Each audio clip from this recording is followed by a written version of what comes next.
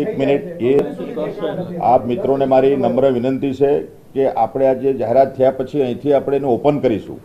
એ અત્યારે હું કરી રહ્યો છું. આવું ક્યારે નથી થયું. 10:30 એટલે 10:30 રિઝલ્ટ ડિક્લેર થઈ જ જાય છે. છોકરાઓ જોઈ શકે છે.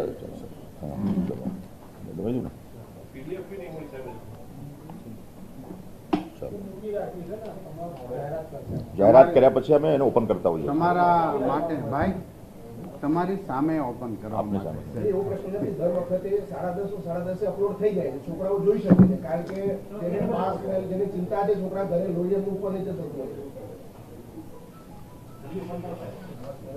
ઓપન થઈ ગયું. ઓપન કરી દીધું મિત્રો. આજે જાહેરાત કરીને આપણે ઓપન કર્યું છે. શિક્ષણ પ્રધાન કુબેર ડિંડોરે કહ્યું છે કે ધોરણ 12ની બોર્ડની પરીક્ષાનું પરિણામ આજે જાહેર થયું છે. કે આ કેટલું પરિણામ આવ્યું છે તેની પણ તેમણે વાત કરી હતી. વિજ્ઞાન અને સામાન્ય પ્રવાહનું પરિણામ જાહેર થયું છે. આ સાથે જ ધોરણ 12ની સાથે સાથે ગુજકેટનું પરિણામ પણ આજે જાહેર થયું. GSEB.org પર પરિણામ જોઈ શકાશે.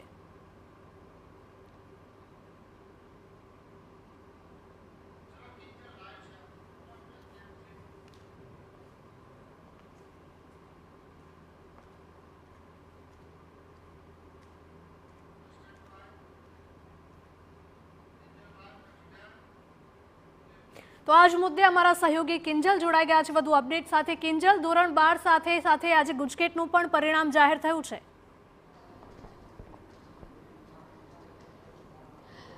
બિલકુલ હિરલ, ધોરણ 12નું વિજ્ઞાન પ્રવાહનું તેની સાથે સામાન્ય પ્રવાહ અને ગુજકેટનું પરિણામ છે તે જાહેર થઈ ચૂક્યું છે.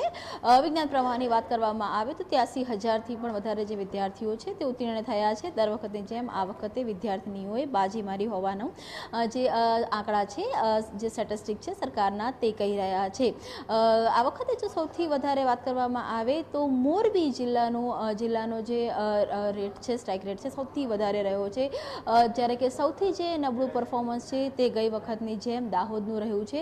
મોરબી જિલ્લાના ગોંડલની જો વાત કરવામાં આવે તો ગોંડલમાં સૌથી વધારે અંદાજે 94%ની આસપાસ તેમનું જે પરિણામ છે તે રહ્યું છે. જો કે દાહોદની વાત કરવામાં આવે, આદિવાસી વિસ્તાર, અને ગઈ વખતે પણ સૌથી જે નબળું પરફોર્મન્સ હતું તે દાહોદનું હતું. સૌથી ઓછો જે ક્રમાંક હતો તે દાહોદનો હતો.